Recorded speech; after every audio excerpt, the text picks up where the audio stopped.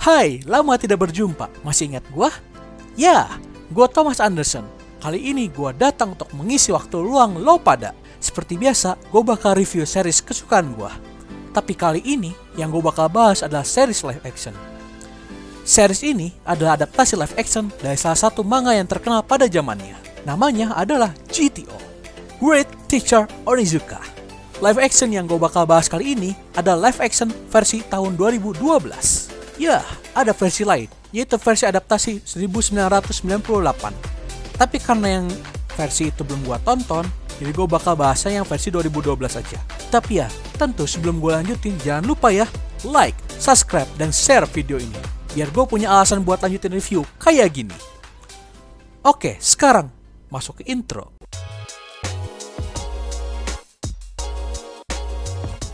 Oke, gue mulai dari ceritanya. Series ini dimulai dengan Ayusa Fuyusuki, guru SMA yang sedang menegur preman karena melakukan tindakan yang mengganggu di publik. Preman yang tidak terima mulai mengganggu Ayusa sebagai gantinya.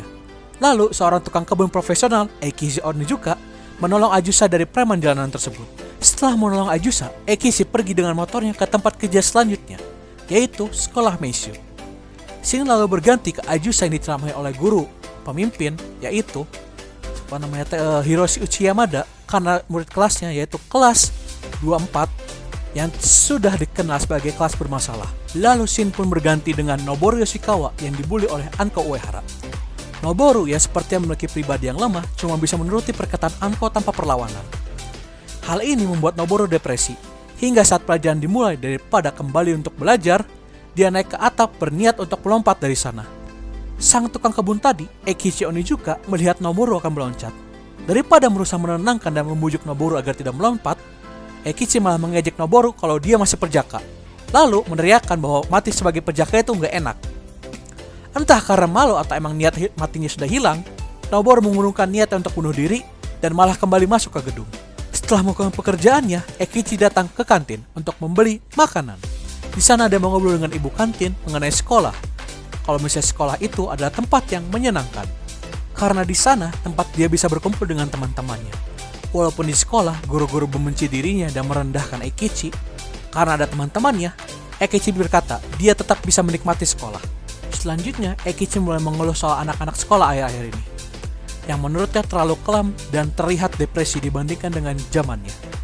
Lalu dia juga mengeluh kenapa cara berpikir guru-guru itu begitu membosankan. Dan dia berkata, jika dirinya menjadi guru, dia tidak akan menghina dan merendahkan murid-murid. Ayusa pun muncul di layar kita.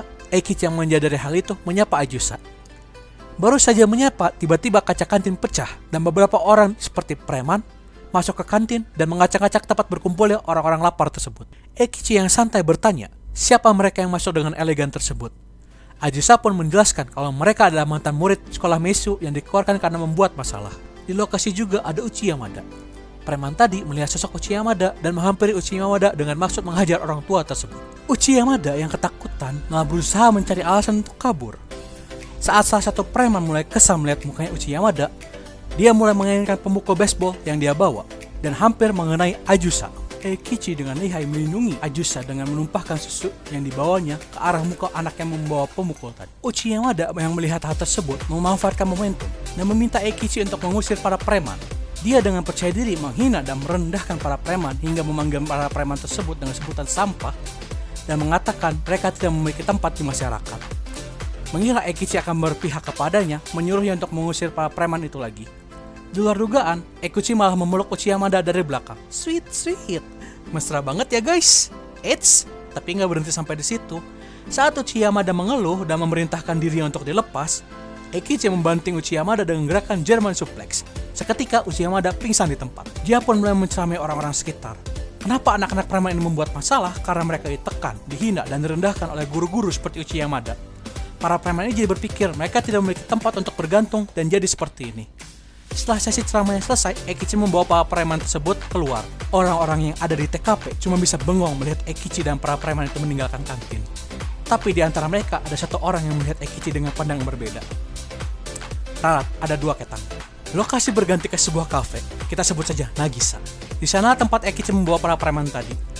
Eikichi juga meminta teman lamanya, Ryuji Danma, untuk mencarikan pekerjaan untuk para preman ini. Ryuji kesal dengan Eikichi. Namun, dirinya setuju untuk membantu mencarikan pekerjaan untuk para preman. Setelah itu, pembicaraan tentang nasib para preman selesai. Adegan berubah menjadi Noboru yang memata-matai kafe Nagisa. Namun, tanpa sadar ya, Maksudnya Toshiyuki Saejima menodongkan pistolnya ke arah Noboru dan membawa masuk Noboru ke dalam kafe. Eikichi mengenali Noboru sebagai bocah yang membunuh diri.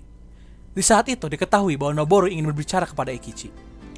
Di sana Noboru membicarakan bahwa dirinya sedang dibully oleh teman masa kecilnya dan juga teman sekelasnya yaitu Anko Uehara. Di sana dia mengaku tidak bisa melawan karena dirinya mengaku itu adalah kesalahannya sendiri. Eikichi yang kurang lebih paham dengan situasi Noboru akhirnya memutuskan untuk berteman dengan Noboru dan membantunya, tapi dengan imbalan tentunya. Lalu kembali ke sekolah, Uchiha Mada melaporkan cederanya yang telah dibuat oleh Eikichi dan meminta Eikichi untuk dilaporkan ke polisi. Tapi direktur sekolah yang seperti yang pernah kita lihat sebelumnya di suatu tempat membujuk si Uchiha Mada untuk menyerahkan masalah ini kepada diri. Masalah mengenai Eikichi pun diserahkan ke direktur sekolah. Scene berganti lagi. Kayaknya banyak banget ya ganti-ganti lokasi di sini. Oke, kita lanjut. Di hadapan dengan Anko yang baru saja pulang dari sekolah, menemukan bahwa rumahnya masih kosong dan dia menemukan makanan yang kita asumsikan sebagai satu set sushi, lalu dengan cekatan yang dibuang ke tempat sampah. Sayang sekali, padahal buat gue aja ya. Lalu kita akan dipindahkan ke adegan karaoke Anko dengan teman-teman ceweknya yang menyanyikan I want you, I need you, Hatonoki, Janja Afueru Ito Shisawa, Happy Iro Ote Action. Jiwa Ote yang telah lama tersegel hampir bangkit kembali. Kita lanjut. Di tengah kesenangan menikmati snack karaoke, tiba-tiba satu makhluk masuk ke ruangan. Anko dan teman-temannya diikat dan dituliskan kata di pantat mereka yang bertuliskan Yoshikawa-kun gomenasai, yang secara harfiah berarti maaf Yoshikawa. Lalu dengan disaksikan oleh Noboru, penampilan Anko dan kawan-kawannya tersebut diabadikan oleh Eikichi sebagai foto. Dan juga Eikichi menghapus foto memalukan Noboru. Kembali ke kafe Nagisa, Eikichi dan Noboru berkumpul dengan Ryuji dan Suru.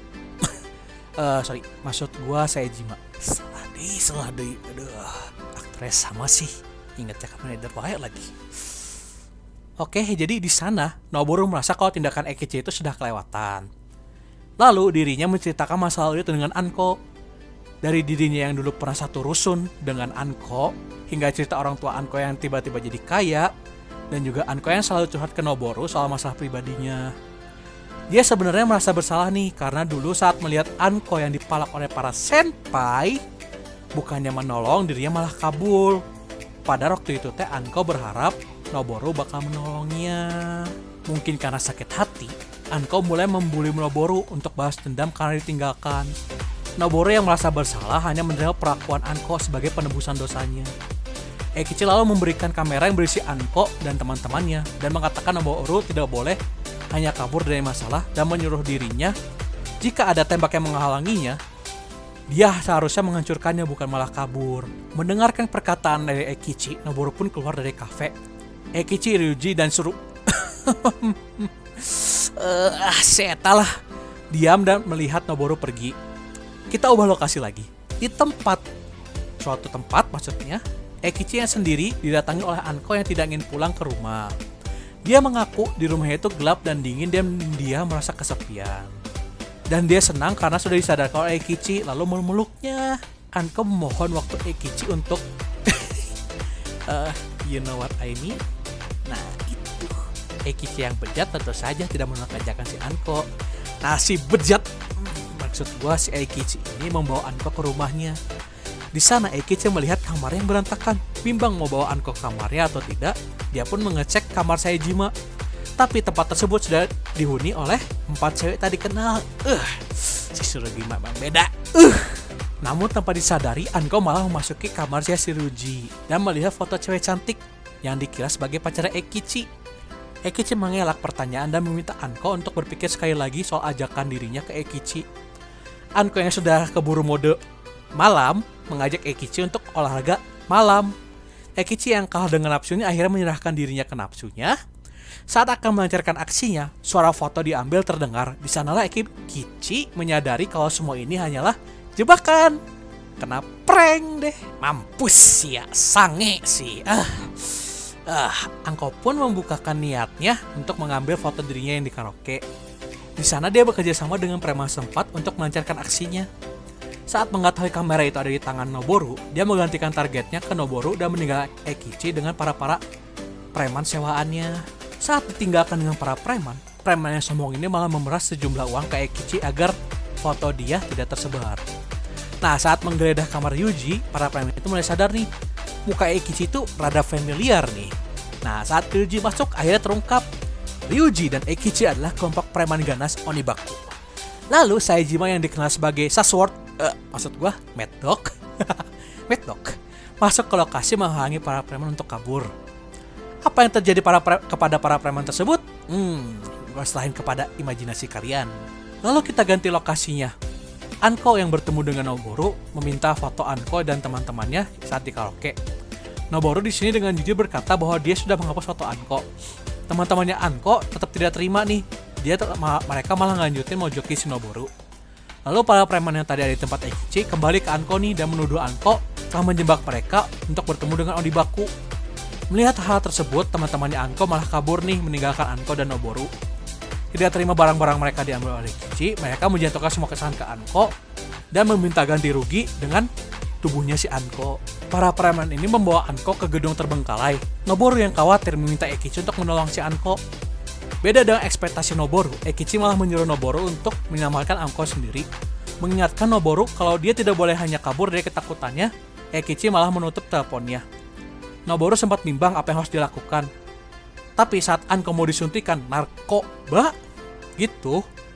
Melihat hal tersebut, Noboru akhirnya memberanikan diri untuk keluar dari persembunyiannya. Noboru mengancam polisi akan datang. Tapi hal tersebut tidak dianggapi oleh para preman yang ternyata adalah bagian dari Yakuza. Noboru pun dipukuli oleh para preman. Anko yang tidak tega memohon agar Noboru dimaafkan. Noboru babak belur dan mulai kehilangan kesadarannya. Namun suara motor terdengar dan muncullah Eikichi. Dia membasmi para preman dan Yakuza. Dia terkesan dengan tekad Noboru dan memuji usahanya untuk menyelamatkan Anko dari Yakuza. Setelah itu, Anko mulai terbuka dengan Noboru dan Eikichi. Dia menjelaskan keadaan rumahnya dan sikap orang tuanya yang bertambah dingin kepadanya. Di sana dia mengaku keluarga yang dulu memang tidak bisa dikatakan makmur. Tapi mereka selalu bersama walaupun di rumah kecil dan mereka adalah keluarga yang akur. Setelah keluarga Anko pindah ke rumah yang lebih besar, hubungan mereka juga lebih renggang. Tidak saling tegur sapa, sekali bertemu selalu ada pertengkaran. Bahkan mereka tidur di kamar masing-masing. Keadaan ini membuat Anko frustasi. Eikichi yang mendengar hal tersebut menanyakan apa yang diinginkan oleh Anko. Sama seperti yang pernah dikatakan Eikichi ke Noboru, Eikichi meminta Anko untuk tidak lari dari masalahnya. Anko pun bertekad untuk berbicara jujur dengan orang tuanya. Tapi saat pulang, yang dia dapati adalah orang tuanya yang tidak berusaha untuk mengerti niat dari Anko dan malah saling menyalahkan dengan perbuatan Anko akhir-akhir ini. Eikichi dan Noboru melihat hal ini dari kaca jendela luar. Melihat hal ini, Eikichi membawa palu besar dan memasuki rumah Anko. Melihat hal ini, Anko sekeluarga terkejut. Setelah mempersilahkan dirinya, Eikichi masuk dan tanpa banyak bicara memasuki kamar ayah Anko dan menghancurkan tembok yang memisahkan kamar ibu dan ayah Anko. Saat berusaha memanggil polisi dengan telepon di kamarnya, ibu Anko dihalangi oleh Anko. Noboru pun membantu Eikichi menghancurkan tembok. Di sana dia meminta maaf karena telah meninggalkan Anko di saat sulit. Noboru pun berjanji tidak akan lari lagi. Eikichi di sini memberikan dorongan terakhir kepada Anko dan Noboru untuk menjalani masa depan mereka dengan sesuka hati mereka. Di sini, orang tua Anko hanya bisa terdiam. Keesokan harinya, di perjalanan ke sekolah, Anko dihampiri oleh teman-teman yang kabur kemarin. Melihat Noboru, teman-teman Anko menyalahkan Noboru soal kejadian kemarin. Noboru mengacukan teman-teman Anko dan menyapa Anko. Anko pun menyapa balik Noboru, lalu mereka pun melanjutkan perjalanan mereka ke sekolah, meninggalkan teman-teman Anko di dalam kebingungan. Di tempat lain, Eikichi dan Surujima aja membicarakan nasib Eikichi yang sekarang menganggur. Saat kemudian, Ryuji membawa seorang wanita yang ingin bertemu dengan Eikichi. Eikichi mengenal wanita ini sebagai ibu kantin di Meishu. Tapi sang wanita ini memperkenalkan diri sebagai Sakurai Ryoko, direktur di sekolah Meishu. Di sana Ibu Ryoko memberitahukan nasib orang tua Anko yang pada akhirnya mulai rujuk kembali setelah perlakuan Eikichi. Di sini Ibu Ryoko menawarkan pekerjaan ke Eikichi sebagai guru di Meishu. Penawaran ini tidak hanya membuat Eikichi terkejut, Ryuji dan Tsurujima juga kaget. Ibu Ryoko tertarik dengan pandangan Eikichi dan menawarkan pekerjaan kepadanya. Eikichi menerima tawaran tersebut dan pada akhir episode dirinya menjadi guru di sekolah Meishu.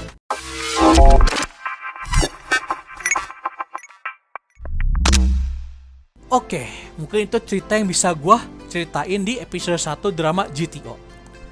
Nah, secara keseluruhan, series drama ini cukup banyak improvisasi ya untuk beberapa elemennya.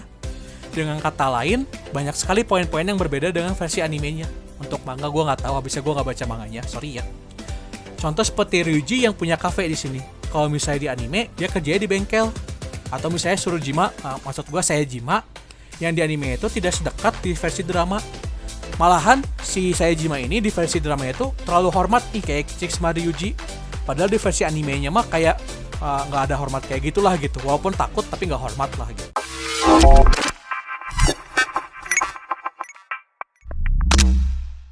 Oke, segitu yang bisa gue bawa di kesempatan kali ini.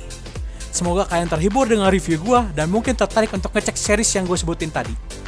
Oh ya, hampir lupa. Jangan lupa ya, like, subscribe, terus share ya. Gue minta tolong ya guys gitu. Gue butuh banget guys. Guys. Oke, gue Thomas. Orangnya suka sama J-drama juga. Off duluan ya.